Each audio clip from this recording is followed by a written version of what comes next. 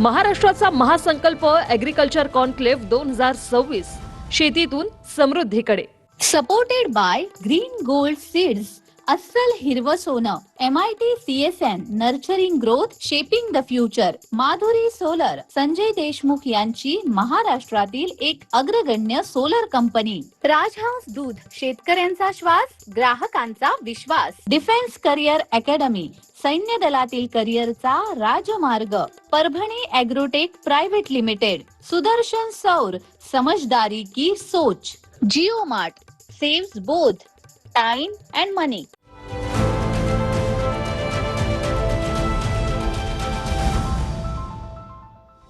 नमस्कार, मी जानवी सावंत. महाराष्ट्राचा महासंकल्प शेतीतून समृद्धीकडे 2026 या विशेष कार्यक्रमात आपलं स्वागत. महाराष्ट्राचा महासंकल्प शेतीतून समृद्धीकडे या विशेष परिषदेत साखर उद्योग, जैव ऊर्जा आणि शेतीपूरक उद्योगांच्या नव्या संधींवर महत्त्वपूर्ण चर्चा झाली. नॅचरल शुगर अँड अलाइड इंडस्ट्रीजचे अध्यक्ष व व्यवस्थापकीय संचालक श्री बी ठोंबरे यांनी शेतकरी, साखर उद्योग आणि बायोफ्युएल क्षेत्रातील बदलत्या संधीबाबत आपली भूमिका मांडली. शेतीतून मूल्य निर्मिती आणि शेतकऱ्यांच्या समृद्धीचा नवा मार्ग याविषयी श्री बी ठोंबरे यांच्याशी साधलेला हा खास संवाद. नमस्कार. खरं तर हा विषय आपल्या सर्वांनाच आत्ताच्या घडीला अत्यंत महत्वाचा आहे, कारण आपण बघतोय की होर्मुजच्या खाडीतनं येणारं इंधन थोडंसं कमी झाल्यामुळे आपण इंधनाच्या बाबतीत स्वयंपूर्ण असणं किती आवश्यक आहे आपल्या सगळ्यांनाच गेल्या 1.5-2 महिन्यांमध्ये कळलेलं आहे. आणि आजचा विषयही तोच आहे, बायोफ्युएलचा. मी स्वरांचं स्वागत करतो. सर, आपलं मनापासून स्वागत. आणि पहिलाच प्रश्न असा आहे की शेतकरी अन्नदाता ते ऊर्जादाता कसा बनेल, नेमकी संकल्पना आपण कशी सांगाल? नमस्कार. आज TV9च्या माध्यमातून आपणासमोर संवाद साधण्याची संधी मिळाली, त्याबद्दल मी TV9चे अभिनंदन करतो, आभार व्यक्त करतो. अत्यंत महत्त्वाचा प्रश्न आहे आणि आजचा आपल्या सर्वांसाठीचा ज्वलंत प्रश्न आहे, म्हणजे इंधनाचा. आपण पाहतोय गेल्या जवळजवळ 1.5 महिना होत आला, इराण, इस्रायल आणि अमेरिका यांच्या युद्धाचा भडका झाल्यापासून देशांतर्गत जो काही ऑइलचा सप्लाय होतोय, इंधनाचा सप्लाय होतो, तो मोठ्या प्रमाणामध्ये त्याचे अनिष्ट परिणाम झाले. आणि सगळ्यात जास्त जर फटका कुणाला बसला असेल तर ते आमच्या गृहिणीला बसला, आणि तो म्हणजे कुकिंग गॅसचा फार मोठा तुटवडा निर्माण झाला. या बाबतीमध्ये एक गोष्ट मला मुद्दाम आवर्जून सांगायची आहे की जवळपास 2000चं शतक सुरू झालं त्या वेळेपासून जागतिक स्तरावर एक मोठं परिवर्तन घडत आहे. प्रामुख्यानं जे फॉसाईल फ्युएल आहे, खनिजातून निघणारं इंधन असेल, त्या इंधनाबद्दलची शाश्वती, त्याच्याबद्दलचा साठा हा वर्षानुवर्ष कमी होतोय. आपल्याला माहित आहे की जोपर्यंत ज्यावेळेस पहिली औद्योगिक क्रांती झाली 200 वर्षापूर्वी, त्यावेळेस पासून या सगळ्या फॉसाईल फ्युएलचा, मग ते क्रूड ऑइल असेल, कोळसा असेल, गॅस असेल, याचा वापर होतोय. आणि ज्या ज्या वेगानं इंडस्ट्रियल डेव्हलपमेंट वाढत गेल्या, त्या प्रचंड वेगानं या सगळ्या खनिजांचा ऑफटेक मोठ्या प्रमाणात झालेला आहे. म्हणजे लाखो वर्ष पृथ्वीच्या जळणघडणीमधून हे फॉसाईल फ्युएलचं इंधन तयार झालं आणि ते इतक्या प्रचंड वेगानं उपसलं गेलं की आता अशी शास्त्रज्ञाला भीती वाटते. ही 2000 सालातल्या एका अमेरिकन कॉन्फरन्समधली जी भीती होती की येत्या 50 वर्षामध्ये याच वेगानं जर आपण या फॉसाईल फ्युएलचा ऑफटेक केला तर कदाचित जगातलं सगळं इंधन संपून जाईल. आणि त्यावेळेस हा विचार आला की आता जगामध्ये आपल्याला पुनर्निर्मित ऊर्जा, रिन्युएबल एनर्जीकडे जावं लागेल. आणि रिन्युएबल एनर्जीचा मुख्य सोर्स जर काय असेल तर ते म्हणजे आमची शेती. आज आपण बघतोय गेल्या 25 वर्षामध्ये साधारणपणे जे काही डेव्हलपमेंट झाल्या, पर्टिक्युलरली रिन्युएबल एनर्जीच्या बाबतीमध्ये, पुनर्निर्मित ऊर्जा आणि जैव ऊर्जा, तर यामध्ये आज आपण जे काय पेट्रोल वापरतोय त्या पेट्रोलमध्ये 20% वाटा हा ऊसापासून तयार झालेल्या इथेनॉलचा वाटा आहे. ऊर्जा निर्मितीमध्ये आज आपण सोलार पॉवर आहे, विंड पॉवर आहे, पण त्याचबरोबर बायोमास बेस्ड पॉवर सुद्धा आज महाराष्ट्रामध्ये साखर कारखान्यांच्या माध्यमातून ऊसाच्या भुस्यापासून आज आम्ही 2200 मेगावॅट एवढी वीज आता तयार करतोय आणि ते या ग्रीडमध्ये दिली जाते. आणि त्यामुळं आता ही परिस्थिती अशी निर्माण झालेली आहे की आपल्याला 100% रिन्युएबल एनर्जीकडे जावं लागेल. आणि रिन्युएबल एनर्जीचा जर मुख्य सोर्स कुठला असेल आणि तो सोर्स आहे शेती. आणि म्हणून आतापर्यंत शेती आणि शेतकरी हा संपूर्ण जगाचा पोशिंदा म्हणून अन्नदाता होता. पण आता खऱ्या अर्थानं शेतकऱ्यांचा रोल बदलतोय आणि आता हा शेतकरी अन्नदात्याबरोबर ऊर्जादाता होतोय. आणि त्या दृष्टीने एक प्रचंड मोठी अपॉर्च्युनिटी या शेती क्षेत्रामध्ये आहे. खरंय सर. आणि आपण बघितलं तर इथेनॉल सारखं जे बाय प्रॉडक्ट आहे त्याच्यामुळे इंधनामध्ये त्याचा वापर करून फ्लेक्स इंजिन पर्यंत आपण आता ती मजल मारण्याचा प्रयत्न करतोय. तुमची जी संकल्पना आहे शुगर केन नव्हे तर एनर्जी केन, तर त्याचं म्हणजे मूल्यवृद्धी शेतकऱ्यांना कशी फायद्याकडे घेऊन जाऊ शकते? नाही, आता आपण पाहतोय की सध्या देशामध्ये फक्त 20% इंधनाच्या बाबतीमध्ये आम्ही पेट्रोलमध्ये इथेनॉल मिक्स करतोय. आपण कालच केंद्र सरकारने एक आता निर्णय घेतलाय की आता फ्लेक्स इंजिनची संकल्पना स्वीकारतायत आणि E85 आता आमचं जे सध्या पेट्रोलमध्ये मिक्सिंग जे आहे ते E20 आहे. म्हणजे 20% इथेनॉल आणि 80% पेट्रोल आहे. आता केंद्र सरकार या निर्णयाप्रत आलेलं आहे की आता 85% पेट्रोलमध्ये इथेनॉल मिक्स होणार आहे. आणि त्यामुळं ह्याचा जो मुख्य सोर्स होता तो मुख्य सोर्स आहे ऊसाच्या रसापासून, ऊसाच्या मोलासेस पासून आम्ही इथेनॉल तयार करतोय. आणि त्यामुळं आज जागतिक स्तरावर सुद्धा आपण पाहतोय की ऊसापासून साखर तयार करण्याचा जो कन्सेप्ट होता तो आता टोटली बदलत चाललेला आहे. आणि म्हणून ऊस म्हणजे फक्त शुगर केन नव्हे तर आता खऱ्या अर्थानं ऊस म्हणजे एनर्जी केन, की ज्या माध्यमातून संपूर्ण ऊर्जा आपण आता बघतोय की साखर सुद्धा माणसाला ऊर्जा आहे. साखर नसेल तर माणूस त्याचा काय अवस्था होते. आज साखर कारखान्यामध्ये एक ऊसाचा दाट गाळप केल्यानंतर त्यापासून साखर तयार होते, त्या भुस्यापासून वीज तयार होते, निघालेल्या मोलॅसेस पासून इथेनॉल तयार होतं आणि जे प्रेसबट निघालं ज्याला आपण मळी बनतो जे टाकाऊ आहे त्याच्यापासून आता बायो CNG तयार होते. म्हणजे ऊसाला एनर्जी केंद्र आहेच, पण आपण एक कल्पवृक्ष म्हणायला सुद्धा हरकत नाही की अनेक प्रकारचे उत्पादन होत आहेत. आणि म्हणून शुगर केन आता हा एनर्जी केन या कन्सेप्ट मध्ये तो कन्वर्ट होत आहे. जसं आपण बघतो इथेनॉल वापरण्याची आपल्याकडे सुरुवात झाली आहे, पण तितक्या प्रमाणात बायोडिझेल अजून आपण वापरत नाही आहोत. तर त्यामागची नेमकी कारणं काय आहेत? ते काय झालं बायोडिझेलच्या बाबतीमध्ये असेल किंवा आता इव्हन आमचा प्रयत्न आहे अनेक आमच्या संशोधन संस्था जसं वसंतदादा शुगर इन्स्टिट्यूट आहे, NCL आहे, की डिझेलमध्ये सुद्धा इथेनॉल मिक्सिंग व्हावं या दृष्टीनं प्रयत्न चालू आहे. बायोडिझेलच्या बाबतीमध्ये सगळ्यात मोठा प्रश्न आहे तो रॉ मटेरियल उपलब्धतेचा. म्हणजे जट्रोपा नावाच्या वनस्पतीपासून त्याच्या तेलबियापासून किंवा अखाद्य तेलबियापासून सुद्धा तयार होतं, परंतु त्या मोठ्या प्रमाणामध्ये उपलब्ध झालेलं नाही. परंतु आता रिसेंटली सेंट्रल गव्हर्नमेंटचे एक रोड ट्रान्सपोर्ट इन्स्टिट्यूट आहे पुण्याला भोसरीमध्ये, त्यांनी आता हे सिद्ध केले 5 वर्षाच्या त्याच्यामधून की आता आपल्याला डिझेलमध्ये सुद्धा 5% इथेनॉल मिश्रण करता येईल. आणि त्यामुळं टप्प्याटप्प्यानं ह्या ऑटोमोबाईल इंडस्ट्रीमध्ये इंजिनमध्ये मॉडिफिकेशन करून 100% इथेनॉल आणि जास्तीत जास्त 20% डिझेलमध्ये इथेनॉल मिश्रण अशी कन्सेप्ट आता यापुढे येते. सर, एक उत्सुकता म्हणून खरं तर आपल्या इथे इथेनॉलचं उत्पादन होत आहे, आपण इथेनॉलचा वापर सुरू केला इंधन म्हणून, पण 100% अजून ते होत नाहीये. एकूण उत्पादन भारतामध्ये साधारण किती होत आहे इथेनॉलचं आणि भविष्यामध्ये याची किती प्रगती होईल असं आपण पाहता?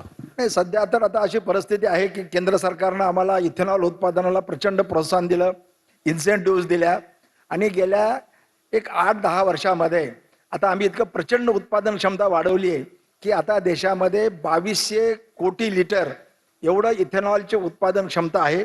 परंतु त्या पेट्रोलमध्ये 20% मिश्रणाचा जो आहे ते फक्त 1055 कोटी लिटरच फक्त 20% भागलं.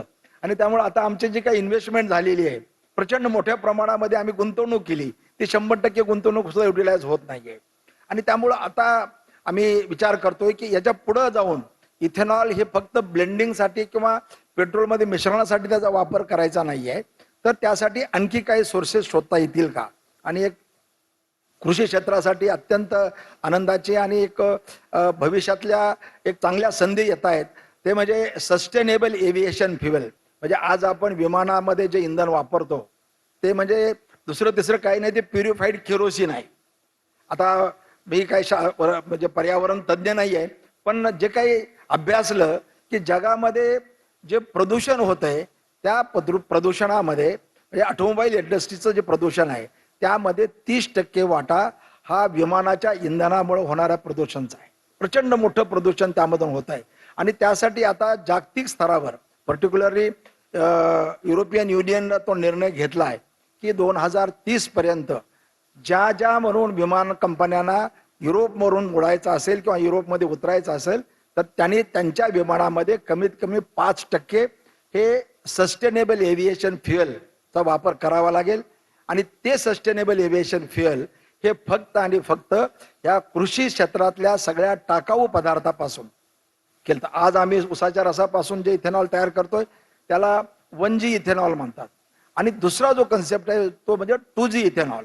आणि हा 2G इथेनॉल जो आहे हा शेतातला सगळा काडी कचरा, पळाटे असतील, तुराटे असतील, सगळी प्रकारचं ॲग्रिकल्चरल वेस्ट याच्यापासून हे 2G इथेनॉल तयार होत आहे. आता मागच्याच वर्षी इंडियन ऑइल कंपनीनं पानिपतला एक मोठा 100 KLPDचा दररोज 1 लाख लिटर उत्पादन होईल असा हा 2G इथेनॉलचा प्रकल्प उभा केला. आणि त्याचं रॉ मटेरियल जे आपण पाहिलं तर ते साळीचं तणस आणि गव्हाचं काड हे जे वेस्ट होतं ते सगळं जाळलं जातं पंजाब हरियाणामध्ये आणि त्याचं प्रदूषण दिल्लीपर्यंत जातं.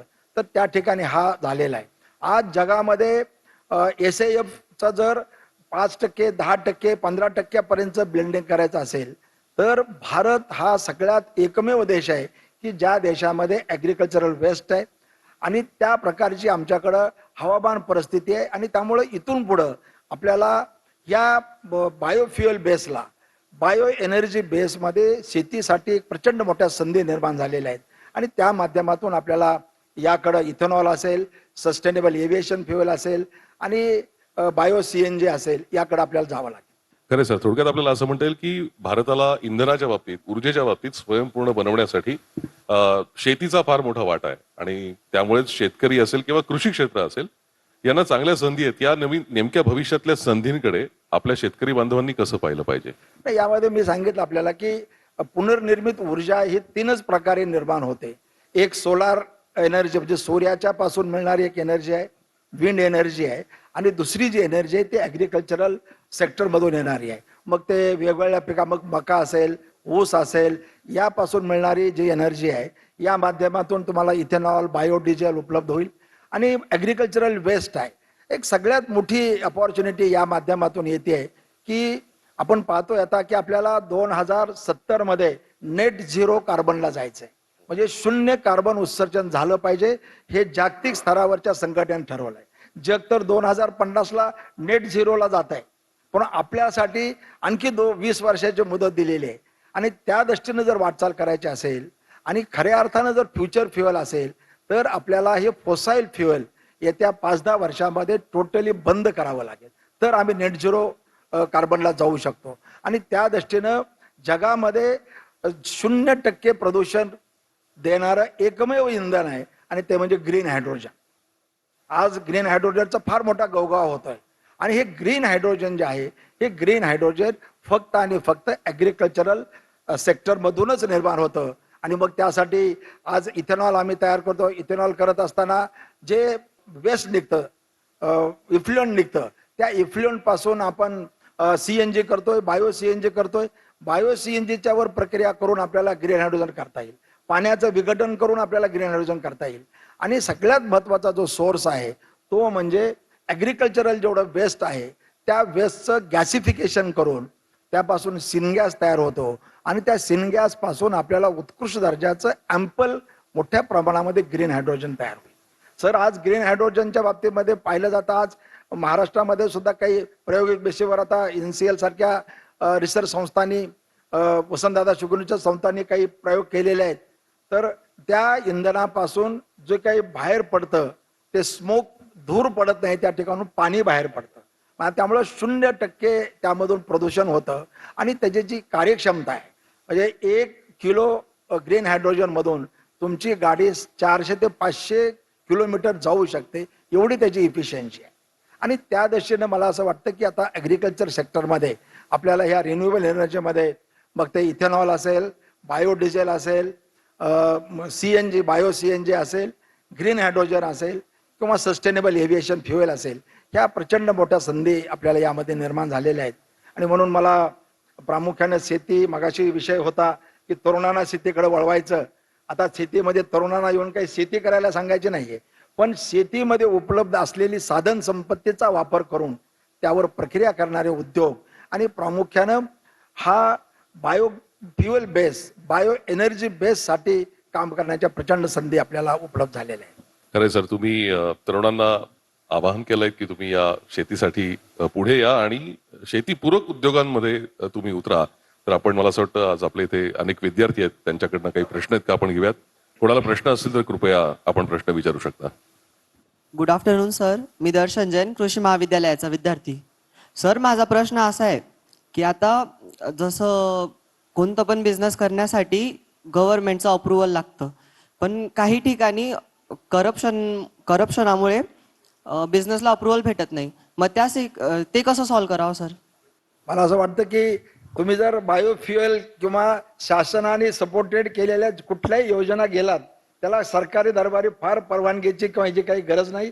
एक साधं कंपनी रजिस्ट्रेशन आपण केलं आणि हा उद्योग सुरू केलात तर सरकार प्रचंड मोठ्या प्रमाणामध्ये तुम्हाला सपोर्ट करतं. आज एक छोटासा एक उदाहरण सांगतो आपल्याला. आपण बायो CNG हा सत्यातला काडी कचरा असेल किंवा वेस्ट वॉटर असेल ह्याच्यापासून जर करत असाल तर त्याला 4 कोटी रुपयाचं तुम्हाला अनुदान सरकारकडनं मिळतं. आणि सरकार आता या बायो एनर्जीसाठी, बायो फ्युएलसाठी पायगाड्या घालून तरुणांना निमंत्रित करत आहे. मला नाही वाटत त्या ठिकाणी काही करप्शनचा किंवा परवानगीचा आपल्याला फार अडथळा निर्माण होईल. पण सर, जसं सरकार भरपूरशा पॉलिसीज ठेवतं पण त्या शेतकऱ्यांपर्यंत पोहोचतच नाही, मग त्यासाठी कसं काय करणार? नाही, या बाबतीमध्ये मी एकच सांगेन की सरकारचं सुद्धा आता धोरण आहे. कारण आपण पाहतोय 1.5 महिन्याच्या युद्धाच्या काळामध्ये भारत सरकार सुद्धा या बायो फ्युएल आणि बायो एनर्जीसाठी फार प्रोत्साहन देण्यासाठी आलंय. कारण जोपर्यंत आपण आपल्या देशामध्ये ऊर्जा निर्मिती करणार नाही, ऑइल निर्माण करणार नाही, तोपर्यंत आपण खऱ्या अर्थानं स्वावलंबी आणि आत्मनिर्भर होणार नाही. आणि त्या दिशेनं या विषयाच्या अंतर्गत जे म्हणून सरकारचे धोरणं आहेत त्यासाठी सरकारकडनं कुठल्याही अडथळ्या नाही आहेत. आणि या बाबतीमध्ये जिल्हा उद्योग केंद्र असेल किंवा त्या डिस्ट्रिक्ट लेवलच्या काही शासकीय संस्था आहेत, त्यामध्ये आपल्याला सगळं मार्गदर्शन या ठिकाणी नक्की मिळत आहे. Thank you sir. नमस्कार सर, माझा प्रश्न खूप सोपा आहे. आपण इथं इथेनॉल बद्दल गप्पा मारतोय. सध्या इथेनॉल बनते ऊसापासून.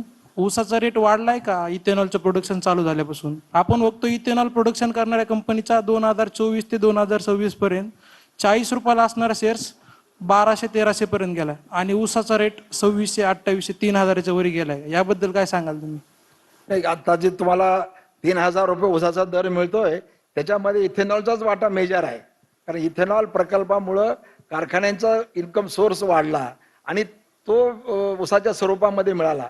आपल्याला मुद्दाम या वर्षीची आकडेवारी सांगतो. या वर्षी देशामधून इथेनॉल जे काही ऑइल कंपन्यांनी खरेदी केलं, त्या ऑइल कंपन्यांनी खरेदी केलेल्या इथेनॉलची किंमत 44,000 कोटी रुपये मिळाली आणि ती थेट शेतकऱ्याला ऊसाच्या किमतीच्या स्वरूपामध्ये गेलेली. त्यामुळे याचा थेट फायदा शेतकऱ्यांपर्यंत पोहोचलेला आहे. सर, ॲज अ बँकर म्हणून तुम्हाला प्रश्न विचारतो. केंद्र शासनाच्या सुरुवातीच्या धोरणानुसार जे काही इन्सेंटिव्ह दिले, ऑइल कंपन्या सगळ्या इथेनॉल खरेदी करत होता, 9व्या दिवशी आम्हाला पैसे मिळत होते. त्यामुळे अनेक साखर कारखान्यांनी इथेनॉल प्रोजेक्ट सुरू केले, त्यांना आम्ही कर्ज दिलं. पण नंतर मात्र केंद्र शासनाच्या धोरणात थोडासा बदल झाल्यामुळं तुमची 100% कॅपॅसिटी युटिलायझेशन होत नाही. झाल्यानंतर इथेनॉलला आज अनेक सगळे जवळजवळ प्रोजेक्ट आमच्याकडं रिस्ट्रक्चरला आलेले आहेत. अशा वेळी केवळ केंद्र शासनाच्या धोरणावर अवलंबून ओपन मार्केट नसताना हे थोडं रिस्की वाटत नाही का? सर यामध्ये मुख्य तोच मुद्दा मगाशी मी सांगितला की फक्त इथेनॉल हे पेट्रोलमध्ये ब्लेंडिंग करणं एवढाच आता उद्देश डोळ्यासमोर न ठेवता आम्ही इथेनॉलचे पर्यायी वापर आणि पर्यायी काही त्याला सोर्सेस मिळतील का, आणि त्यातला सगळ्यात महत्वाचा सोर्स आहे तो म्हणजे सस्टेनेबल एव्हिएशन फ्युएल. आणि हा सुद्धा जो विषय झाला सर की सरकारनं 6% व्याज दिलं, 18,000 कोटी रुपयाची सबसिडाईज रक्कम दिली की हे तुम्ही प्रकल्प उभा करा, आणि या माध्यमातून मोठ्या प्रमाणामध्ये इथेनॉलचा पुरवठा झाला. पण त्याचबरोबर केंद्र सरकारनं धोरण स्वीकारलं की उसाच्या रसाबरोबर किंवा मोलॅसेस बरोबर हे अन्नधान्यापासून सुद्धा करावं, आणि मग मका असेल किंवा तांदूळ असेल या बाबतीमध्ये दिल्यामुळं आणि त्या युपी बिहार या भागामध्ये पंजाबमध्ये मोठ्या प्रमाणात मक्याचं उत्पादन झालं, आणि त्यामुळे हा एक मोठा स्पर्धक क्रॉप त्या ठिकाणी आला. यावर्षी 1,055 कोटी लिटर जे काही खरेदी झालं त्यामधला 70% वाटा हा ग्रेन बेस्ड डिस्टिलरीला मिळाला आणि 30% वाटा फक्त मोलॅसिस बेसला मिळाला. आणि त्यामुळे आता आमचा प्रयत्न आहे की हे जे ब्लेंडिंग 20% आहे हे ब्लेंडिंग आता पहिल्या टप्प्यामध्ये 27% करावं, आणि ते केंद्र सरकार आता ह्या जागतिक परिस्थितीचा विचार करून तातडीने ते वाढवत आहेत. ते पर्सेंटेज वाढेल आणि त्याचबरोबर 2030 पर्यंत हे 30% पर्यंत ब्लेंड गेला पाहिजे अशा दृष्टीने प्रयत्न आहेत. परंतु आपण म्हणताय ते खरी परिस्थिती आहे की बरेच प्रकल्प कार्यान्वित झाले, बँकांचे कर्ज घेऊन प्रकल्प उभा केले आणि ते 100% कॅपॅसिटीने चालत नाही. तर त्यासाठी आपल्याला इथेनॉलला पर्याय म्हणून आता सस्टेनेबल एव्हिएशन फ्युएलकडे जाण्याशिवाय पर्याय नाही. ठीक, मला असं वाटतं की आत्ताची जी परिस्थिती आहे त्या परिस्थितीमध्ये आपण इंधनाच्या दृष्टीने किती स्वयंपूर्ण असणं आवश्यक आहे याचा आपल्या सगळ्यांनाच अंदाज आला असेल. आणि त्याच दृष्टीनं डोंबरे सरांनी आज शेतकऱ्यांसाठी, विशेषतः तरुण शेतकऱ्यांसाठी शेतीपूरक उद्योग जे आहेत त्यामध्ये कशी संधी आहे याचं मला असं वाटतं एक मोठं विजन आपल्याला दिलंय. सर आज तुम्ही इथे आलात आणि इतकं छान मार्गदर्शन या तरुणाईला केलं त्याबद्दल मनापासून आभार. धन्यवाद TV 9चे सुद्धा. महाराष्ट्राचा महासंकल्प शेतीतून समृद्धीकडे या विशेष कार्यक्रमात आता वेळ झालीये इथेच थांबण्याची. तुम्ही कुठेही जाऊ नका, पाहत रहा TV 9 मराठी.